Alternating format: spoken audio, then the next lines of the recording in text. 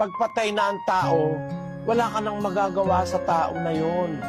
Para ipanalangin mo pa, ipagdasal mo pa ng 40 araw, 40 gabi, ipamisa mo pa, hindi mo na mababago yung kapalaran nun. Kaya habang buhay tayo, dapat na tayong maglingkod, kumilala sa Diyos.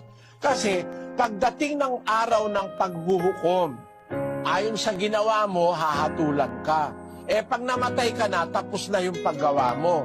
So yung nakasulat dun sa aklat ng buhay, kung ano-ano yung pinaggagawa mo habang buhay ka, yun ang pagkukuhanan ng hatol.